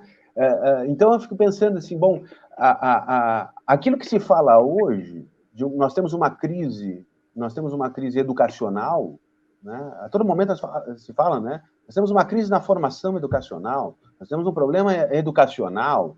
Não, cada vez mais, baseado nessa frase da Hannah Arendt, nós temos um problema político. Um problema político. Político. É um problema político. E usando o conceito de política até que tu traz no começo da tua fala, né, como um problema de posição com a vida, né? Ou seja, não é um problema educacional. Não se trata de um problema de educação. Né? Ou seja, é um problema de posicionamento com a vida. Nós temos hoje um problema de posicionamento no que diz respeito à vida. Né? Ou seja, os adultos não estão se posicionando frente à sua condição política. Mas, Luiz, eu queria só marcar uma diferença que está agora na condição humana, que a Hannah Arendt vai falar da sociedade do espetáculo. Eu acho que é na condição humana, se eu não me engano. Que ela vai dizer assim, eu acho que não seja um problema com a vida, mas seja um problema com o mundo. Porque ela vai falar da questão dos objetos do mundo, ela vai fazer uma diferença entre o objeto de consumo e o objeto da vida. Que ela vai dizer assim, né, que é quase como se hoje a lógica dos objetos do mundo, que a gente consumisse os objetos do mundo. A gente consome arte, a gente consome música, é uma espécie de devoração. A gente devora, né? E aí, quando tu falas, eu acho que é super bacana tu ter retomado, que a preocupação dela é quase como a Hannah Arendt diz assim, ei, o que é duradouro aí que faz essa coisa ser mundo ainda? Tipo, depois de ela vai dizer que é o labor, né? É o labor. Sim, mas de alguma maneira... Vai. Não, eu só estou tentando dizer que nesse sentido, eu acho que é isso, é essa coisa que tu está trazendo, que é a impermanência, né? Ou seja, aquilo que dá consistência, que é durável, né? Que é um legado, que é transmissível, entrou em colapso. Porque claro. o colapso maior do adulto, né? Daquele que é responsável por transmissão, né? Que é proteger o mundo, né? Esse é o amor mundis, né? É amar o mundo ao ponto de você proteger o mundo daquele que está vindo que vai destruir, né? E é por omissão nesse sentido. Aí eu estou fazendo uma ponderação mais radical, né? O adulto é por omissão. Ele não quer ocupar a responsabilidade de dizer para o filho dele, bom, vamos discutir a tatuagem, então, né? Vamos falar sobre a tatuagem. Ou vamos falar do boquete. Né? Ou vamos falar... Sabe que eu lembrei? Porque é super importante. Porque, como de alguma maneira, é um certo apagamento da dimensão da transmissão na educação, sendo sobreposta pela dimensão do ensino. É o que é como se... Porque, veja, na transmissão, você nunca sabe o ponto de partida e o ponto de chegada. Vou trazer um dado importante que eu queria... Ainda bem que tu falou, Luiz. Lembrei de uma coisa fundamental. Nesse trabalho de escuta de professores, quando eu pergunto assim, né? Vocês passaram pela escola, e o que fez vocês retornarem a ela? Claro, não é um acaso que volta, e volta numa outra posição. né? Quer dizer, ele tenta ali elaborar alguma coisa mesmo. Ele tenta elaborar algo. Mas é tão lindo, porque todos esses professores que eu escutei, e às vezes pacientes no consultório, que a gente escuta, o que marcou na escola foi a unha vermelha da professora. Foi isso que marcou. O que marcou na escola? A professora que chegava com o fuquinha dela. O que marcou na escola? A professora que chamou o aluno no canto e disse: ei, o que está acontecendo contigo? Então, é interessante porque essa dimensão que está querendo ser banida da escola, mas essa dimensão que é a dimensão verdadeiramente educativa. Porque, veja, que é a dimensão de quando eu crescer, que é essa dimensão da direção. Quando eu crescer, eu quero ser como a minha professora. Quando eu crescer, eu quero ler todos os livros que a minha... Eu conto uma cena que me marcou profundamente. Eu queria, com 9 anos, eu tomei uma decisão. Eu fui na casa do vizinho, e o vizinho escutava João Gilberto, eu fui lá com uma fita cassete, e disse: tio, grava uma fita para mim. Todo dia, quando meu pai ia almoçar em casa, eu escutava tal João Gilberto, porque eu queria me parecer com aquela família, que era radicalmente diferente da minha. Família de comerciante, enfim, era uma outra lógica. Eu achava bonita aquela coisa intelectual. Então, ali, eu diria, Luiz, essa família participou da minha educação. Foi um encontro. Então, de alguma maneira, a educação, ela é feita de bons encontros. Me desculpem, diretores de escola, me desculpem, pedagogos e neurocientistas. Ei, o que interessa na educação não tem nada a ver com isso. Tem a ver com a dimensão do encontro, que é essa, né? A vida é do encontro, embora haja tanto. Então, eu diria, quando é que faz uma diferença, Luiz? Quando temos ali um bom encontro. Ou, muitas vezes, um encontro que permita ao sujeito dizer assim: cara, eu não quero ser assim. Entende? Que tem um horizonte. Então, quer dizer, uma boa educação é uma educação que, de alguma maneira, aponta a dimensão da utopia, que é a dimensão do horizonte, de um norte, de um prumo na vida. Então, veja, do que as pessoas sofrem hoje? Elas querem ficar saradas, elas querem ter o pinto grande, querem ter um bom desempenho sexual, mas não sabem para quê. Não sabe para quê. O cara quer ter um pinto grande, mas não sabe onde botar o pinto. É literalmente assim. A mulher quer ser sarada, mas não sabe o que fazer com o corpo. Percebe? Tem algo aí de algo muito sério, né? Que é isso, assim, né? Que o sujeito não sabe o que fazer com o próprio corpo. Lembrar vocês do livro que eu separei para mostrar para vocês, o livro do Esteban Levin,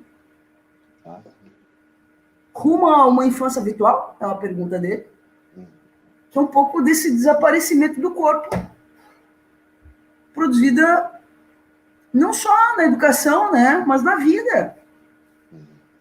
Que isso, as crianças sabem, né, o pessoal sabem apertar botões no computador e no celular, mas não sabe limpar o bumbum quando vai fazer cocô.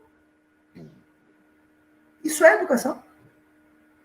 Essa é a minha questão, eu acho que é a questão central nesse sentido, eu acho que tu traz, assim, que eu acho que é qual é a viabilidade da escola hoje, né? Eu acho que a viabilidade da escola hoje vai, e eu concordo plenamente contigo, eu acho que é bem por aí que a gente tem que apontar para a escola. A viabilização de uma escola hoje, a própria Ana Arta, nesse texto da crise da educação, ela vai dizer, né, que a gente encheu de pedagogias científicas, né, pedagogias positivas, e a gente esqueceu talvez do elemento central, que é esse encontro que está recuperando, né? Eu acho que a viabilidade é viabilizar uma escola possível para que se possa realizar. Lembrasses do conceito de escola, né?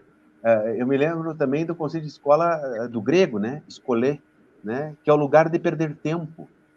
Né? É o lugar de perder tempo com o outro, você ficar junto com o outro e perder tempo com a ação de estar com o outro, né? Talvez esse seja um conceito mais próximo talvez um conceito interessante de poder pensar um bom encontro, né? Isso. Perder tempo com o outro como um bom encontro, né?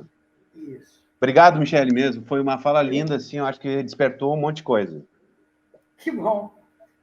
Yasmin, quer falar? Boa noite, Michele. Tua fala é impecável, foi muito legal de escutar. Eu vou te fazer umas perguntas que fizeram no chat, tá? Tá. Deixa eu ver aqui. Eu vou começar pela pergunta da Jordana, então. Ela colocou assim: perfeito. Que crianças deixaremos para esse mundo? Crianças cada vez mais sendo terceirizadas pelos pais? Que impactos você acredita que teremos nessas crianças, futuros profissionais? Jordana, não me parece que a pergunta seja o impacto na vida profissional deles. Eles vão ir muito bem profissionalmente. A pergunta é o impacto que isso vai ter na vida deles como sujeitos. Porque o que a gente percebe hoje é que, na verdade, quer dizer, o sujeito, quer dizer, a vida profissional vai tudo bem. A grande questão é a vida dele como sujeito. É interessante, eu tenho pacientes, ou às vezes, né, você encontra sujeitos que nos procuram na clínica e que, assim, é um remédio para acordar, um remédio para transar, um remédio para não comer, um remédio para comer, um outro remédio para dormir. E como se, veja, eu acho que tem algo importante, né? Porque a lógica da educação atualmente é preparar o sujeito para ele ter sucesso. Então é isso. Gente, hoje eu fui na farmácia, né? E tinha aqui um outdoor na cidade, Blumenau, 600 mil habitantes, eu acho que tem aqui. Um outdoor enorme. 30, Jordana, Yasmin, Mariana, Luiz, 30 aprovados para a faculdade de medicina. 30! Ei, isso aí é facinho. A questão é o que serão esses 30 como sujeitos. Essa é a questão. Gente, facinho. Facinho. Quer dizer, o que eu digo facinho é no sentido assim, não desmerecendo o esforço, né, desses jovens em entrar ali. O que eu estou apontando é que entrar numa faculdade de medicina não responde qual é o sentido de estar vivo. E aí, quando um sujeito desse vai lá e dá um tiro na cabeça, a gente fica pensando, mas ele passou em medicina! Gente, passar numa faculdade de medicina não responde o que fazer com a vida. Tirar 9/10 na escola não responde o que fazer com a vida. Quer dizer, tem algo aí, me parece, né, que, de alguma maneira, tem sido muito importante, né?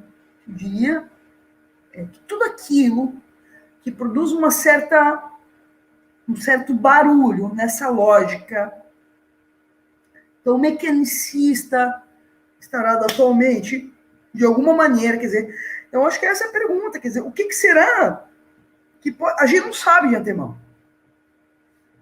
né? Mas eu diria assim, eu escrevi, olhem lá na internet, agora eu estou me ensaiando de poeta, essas coisas, né? Eu estou muito apaixonado pela vida, então agora até, enfim, eu me arrisco a fazer umas coisas assim, mas eu falava assim, né? Mesmo quando o abismo é maior que o humano, é preciso tentar. Essa é a lógica. Que pode vir a produzir alguma diferença, né? E acho que de alguma maneira tem algo aí de uma aposta, que é algo que não tem garantia, mas algo de uma aposta que pode vir a fazer diferença no laço que a gente tem que seguir, como a gente está fazendo hoje. É uma aposta. Vai, Yasmin. Antes de passar para a próxima pergunta, eu gostaria de falar um pequeno comentário que me veio em toda a tua fala, que um certo dia eu ouvi um casal de pais falando assim, que tudo bem se a minha filha tiver algum problema, tipo, se tiver, por exemplo, algum transtorno de hiperatividade, alguma coisa do tipo. E isso, enquanto alguém que está em formação, me preocupa muito esses discursos. Porque, por exemplo, a psicologia que eu acredito, ela vê o sintoma e vê essas questões de uma outra forma. Eu acho que a forma com que a gente aborda isso está implicado diretamente com a nossa ética, e eu acho que a ética é uma dimensão que tem que ser questionada, principalmente no mundo que a gente tem adultos infantilizados. Ou seja, o que me vem à cabeça é que são pessoas que não conseguiram construir uma ética própria, que ainda estão coladas em discursos. Então, eu queria saber da tua posição, como é que, se eu viajei aqui, ou se tu acha também que essa questão educativa, ela passa também por essa construção de uma ética singular, uma ética própria. Eu não sei se eu fui muito clara, mas era mais ou menos... Claríssimo, claro, tens toda a razão mesmo. Não, tens toda a razão. De alguma maneira, veja, a posição de alguém que transmite, o que a gente transmite senão uma ética? O que é uma ética senão um modo de fazer com a vida? Um modo de saber fazer com a vida. Isso é uma ética. Né? Então, tem uma cena que me marcou muito, vou contar uma cena rapidinho, assim. Foram cenas que os meus filhos vivenciaram comigo. 2 cenas. Uma, um dia, nunca me esqueço, um carro velho, sabe quando um carro velho pifa no meio de uma pista? Tinha 30 carros parados atrás do carro velho, buzinando. Pé, pé, pé, pé. Era uma mulher sozinha. Ninguém saiu do carro para ajudar. Eu parei o carro do lado. Falei, precisa de ajuda? Fui empurrar o carro. Todo mundo ficou assim. Era uma Paraty velha, provavelmente anos 78, caindo aos pedaços. Olha que curioso. É uma cena curiosa.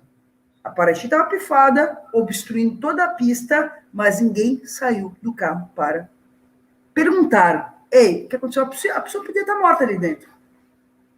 Faz sentido para vocês, Luiz? Acompanha isso? A pessoa podia estar morta ali, podia ter tido um mal súbito. Tinha 30 carros atrás, ninguém desceu do carro para perguntar. Ei, o que aconteceu? Certo?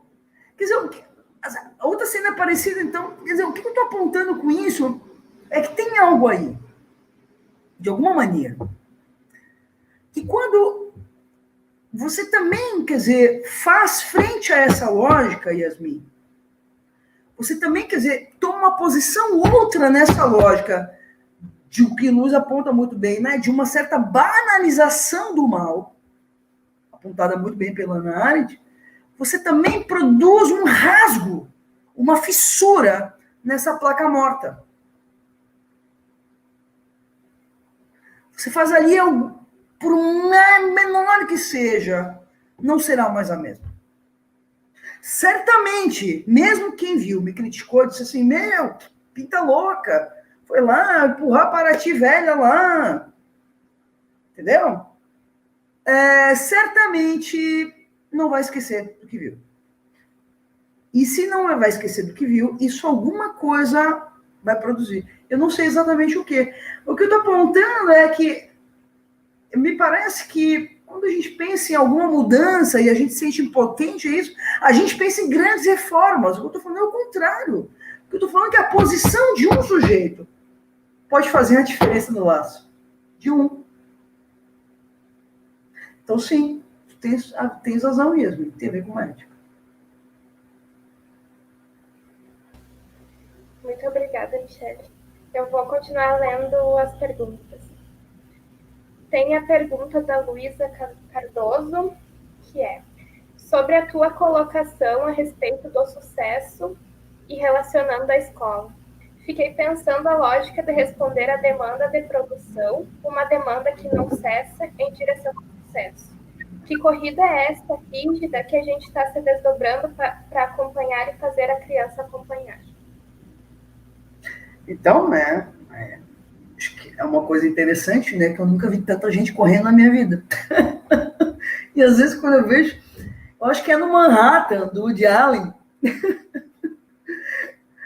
que ele vê um monte de gente correndo e ele se pergunta assim, ó, gente, eles estão correndo para onde? Que é um pouco isso, estão correndo para onde? Estão correndo o quê? Né? Acho que é no Manhattan, do Woody Allen. No filme, né? Tô falando. E eu acho que tem uma questão aí importante que, assim, como se o sujeito também, ele entra numa lógica que é um pouco o que o Freud nomeia como furor curantes, né? O que é o furor curante, se não alguém que entra num certo automatismo de querer curar o outro, sem se perguntar o que está fazendo e sem se perguntar quem é o sujeito que está à sua frente? Né? Então, quer dizer, qual é a função do furor curante? Né? E aqui estou estendendo o conceito de furor curante do Freud, que ele vai, né, falar um pouco, né, lá nos artigos sobre a técnica, para falar um pouco, né, dos efeitos disso na prática clínica. Qual o efeito disso na vida do sujeito? Quer dizer, não poder produzir nenhum espaço, como o Luiz chama, bem lembrado, Luiz, do espaço de ócio. Né, que o Damasio vai chamar de ócio criativo. Não tem nenhum espaço de ócio. Sendo que, quer dizer, o que é um espaço de ócio, se não? É um espaço que te permite se perguntar, ei, o que eu estou fazendo na minha vida? O que eu quero para a minha vida? Então, nesse sentido, nesse sentido, eu poderia dizer o seguinte, talvez ainda o espaço da análise seja um dos poucos espaços que permitem isso. Então, um espaço em que o sujeito vai, em que ali ele pode, desde que tenha um analista que não tenha furor curante, que não atropele ele, que ele pode falar livremente, associar livremente, falar dos seus sonhos, seus devaneios, seus lapsos, das coisas. Quer dizer, como se o espaço da análise hoje é esse espaço que acolhe os restos de tudo aquilo que é banido do social. O sujeito chega com esses... Pensa no sujeito chegando com um saquinho assim, com todos os seus restos que não couberam na sua vida, e ele vem e despeja assim, pá, tudo no chão assim, eu não sei o que fazer com isso. Bonito isso, né? Eu acho que é uma boa metáfora. Ele jogar tudo no chão e dizer assim, eu não sei o que fazer com tudo isso, porque não tem lugar lá para essas coisas. O que eu faço com a minha ambivalência? O que eu faço com os meus sonhos? O que eu faço com, sabe, com a minha pulsão de morte? O que eu faço... Não sabe o que fazer com isso. Né? Então, o que seria uma análise se não construir um modo, quer dizer, construir um lugar para essas coisas na sua própria vida? Quer dizer, ninguém faz análise para virar perfeito. As pessoas fazem análise para dar um lugar para a falta na sua vida. E mais, quando eu falei ali, né, quando Freud fala da falta como sendo a falta e o mal-estar estrutural, mas estruturante, é isso. Né? Que, de alguma maneira, quer dizer, é o mal-estar que nos leva, que nos conduz à vida. Por isso que não se trata de bani-lo ou de banalizá-lo, né? Na lógica do social. Né? Então, me parece que, sim, existe uma corrida, mas me parece que as pessoas não sabem para onde estão correndo. Porque eu acho que tem duas hipóteses importantes. De um lado, elas correm de algo. De outro, elas correm para não precisar se perguntar para onde que elas querem ir, para onde elas gostariam de ir. E tem a ver com um certo curto-circuito nessa dimensão da utopia, do horizonte, a dimensão da experiência, muito bem colocado por Walter Benjamin. Que é isso, né? O que é a dimensão da experiência, se não a transformação, né? Quer dizer, disso que é vivido, que é da ordem do vivo, é a transformação do vivo à ordem do humano. E qual é a condição para que uma vivência transforme em experiência? A narrativa e o testemunho. Faz sentido para vocês? Né? Então, quer dizer, para transformar isso que é da ordem do vivo, a ordem do experienciado, ou seja, isso que é da ordem do vivo, a ordem do humano, tem que ter uma narrativa para o outro. Quer dizer, isso precisa estar incluído no laço com o outro. Então, de alguma maneira, o que acontece com isso que fica fora do laço? Que é vivenciado de uma maneira privada e individual pelo sujeito. Então, é isso. Né? É isso. Vou fazer uma selfie. Vou pegar o celular aqui e fazer uma selfie. É quase como, né, eu preciso fazer uma selfie para sentir que eu existo. Porque isso, como se agora a minha imagem existe, né, como para me sentir né, como eu me sinto existindo a partir das curtidas do Facebook, do Instagram. Mas eu não me sinto existindo para o outro. E, obviamente, que isso não é sem efeito. Forte, né? Michele, surgiram algumas questões também no chat quanto à terceirização, né, dos pais quanto aos filhos. Assim, na verdade, são 3 questões que trazem esse debate, assim, a do Pedro, a do Guilherme, e o Pedro faz um comentário depois novamente, assim, né, a respeito dessa posição.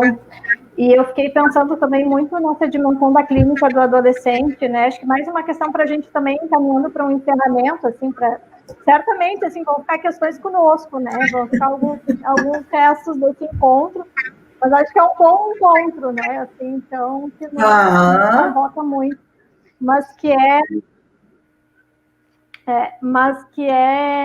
desses pais que não entendem por que os seus filhos estão desmotivados com a escola virtual em casa, né? Assim, os seus filhos adolescentes. Precisa falar disso. E assim... E aí eu fiquei pensando assim, os pais dizem, mas eu não entendo, né? O porquê que ele só fica dentro do quarto, assim, eu não entendo, né? O porquê que ele não consegue mais prestar atenção não consegue, ele tinha um tão bom desempenho, né?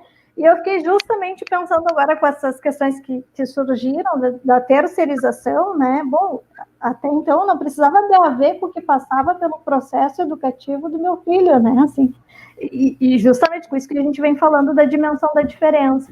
Então, acho que mais para a gente ir encaminhando também para o encerramento, assim, senão acho que a gente se vai, e também para não, não tomar demais o tempo. Mas, assim, eu vou te provocar nesse sentido também a pensar. Tem 2 questões. Primeiro, que eu acho que o modo como a pergunta é formulada, colocada na terceirização das relações, já tem uma crítica aí. Quer dizer, já tem um preconceito aí, como a gente já está fazendo parte da afirmação de que os pais estão terceirizando os cuidados. Não me parece que tem a ver com isso. Me parece que, usando uma expressão assim, no senso comum, o buraco é mais embaixo. E assim, de alguma maneira, quando a gente fala em terceirização das relações, como se a gente, de alguma maneira, quisesse dizer assim, os pais não estão cuidando do modo como deveriam, etc, etc. Os pais estão por aqui, com lógica superegóica, os professores também estão por aqui, de lógica superegóica. O que, não, na verdade, não está colocado hoje é justamente, quer dizer, cada um faz como pode. Né? Então, quer dizer, alguém botou ali, né? Pela rotina exaustiva de trabalho. Sim, tem algo aí, que é o quê? O que os pais, na verdade, o que está em jogo aí é que os pais, na medida em que acham que deveriam estar mais tempo com os filhos, deveriam fazer mais do que fazem, ali eles fracassam como pais. Como se o que eles fizessem, eles não supõem como sendo suficientes. Né? Como se... Então, sempre tem que ter um plus. Né? Sempre tem que ter um a mais ali para compensar aquele tanto que eu não dei. Ou seja, como se a falta não pudesse estar colocada. Né? Como se a lógica do... Né? Cada um se vira do jeito que dá e faz como pode. Não. Tem um jeito ideal de fazer. Primeira questão. Né? Segunda questão, me parece que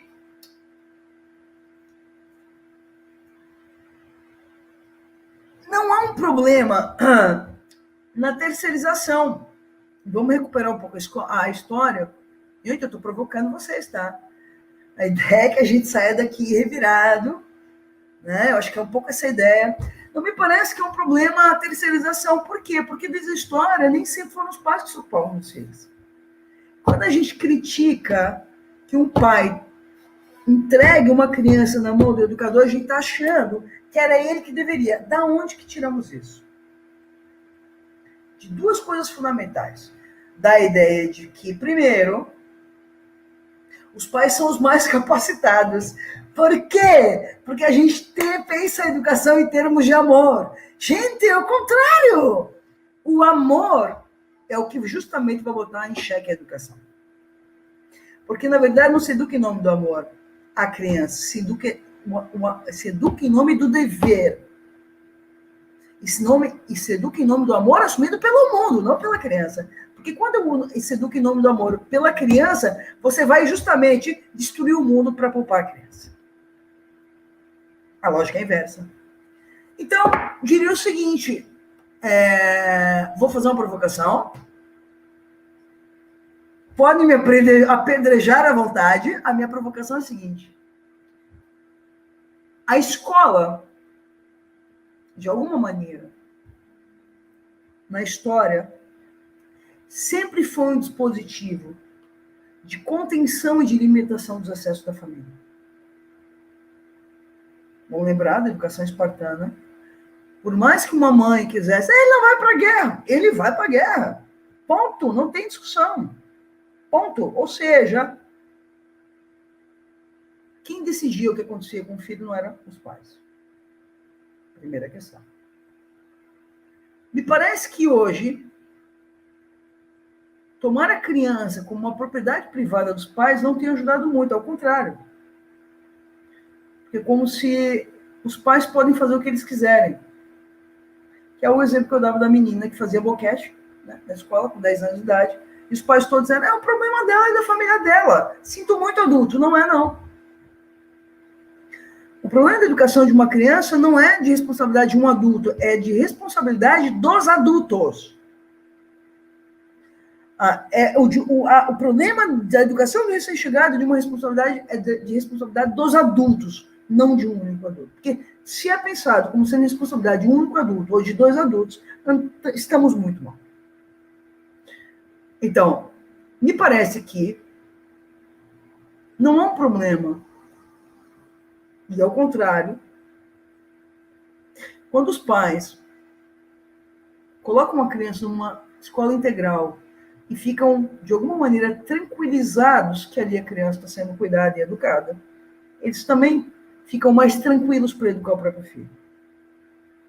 O que eu estou apontando é que não se trata de nós queremos legislar sobre como uma educação deveria acontecer. Porque ela pode vir a acontecer de várias maneiras. Estou sendo clara. Não cabe a nós dizer, vocês devem fazer assim, vocês devem fazer assado, é melhor assim ou é melhor assado. Porque aí, quando a gente entra nessa discussão sobre como deveria ser feito, a gente já está no campo da pedagogia. A etimologia da palavra pedagogo é aquele que conduz. E um psicanalista ou um profissional psi jamais pode estar nessa posição. Porque não cabe a ele dizer para o outro como o outro deveria ser. Está claro isso? Agora, me parece que o que a gente poderia apontar é o que não pode ser. Porque, de alguma maneira, quando a gente aponta o que não pode ser, ou o que não... Ou seja, tem uma frase importante, né? Quer dizer, o que um psicanalista pode fazer na educação? Apontar o impossível. Porque a partir do momento, e eu queria acabar com essa frase, estamos no horário já, né? Rendeu a conversa hoje, né? Que quando a gente aponta o impossível, a gente também escreve uma série de possíveis. E me parece que essa é a aposta. Tá bom, gente? Agradeço imensamente o convite. Espero de verdade, do fundo do meu coração, e nisso eu sou muito verdadeira, que as minhas palavras possam ter feito alguma diferença. Porque acho que isso que se fala, que sai da boca da gente, de alguma maneira, tem que fazer parte da nossa vida. Porque senão são palavras ao vento. Me parece que palavras ao vento são palavras que não se escrevem na vida das pessoas. Tá bem, gente? Obrigada. E, bom, espero encontrá-los até um outro momento. Michele, aplausos, muito obrigada. Estamos juntos, né? Aquela frase ficou naquele áudio com esse vozeirão, ficou pulsando, então que bom te ter aqui, muito obrigada, né, mais uma vez. Espero que a gente possa ter outros encontros. certamente teremos. Seja sempre bem-vinda. Um abração, uma boa noite. Obrigada, Prof. Luiz, obrigada, Yasmin, obrigada, comissão. Né? Preencham o link lá de certificação, para certificação aos participantes. E até amanhã. Um beijo, Michele. Obrigada, viu? Obrigada, pessoal. Foi um prazer enorme. As palavras... Ninguém solta a mão de ninguém, hein? Não. Obrigado, gente. Obrigado, Michele, de novo. Ótimo estar com vocês. Que bom. Beijo, Boa beijo. noite. Tchau, tchau.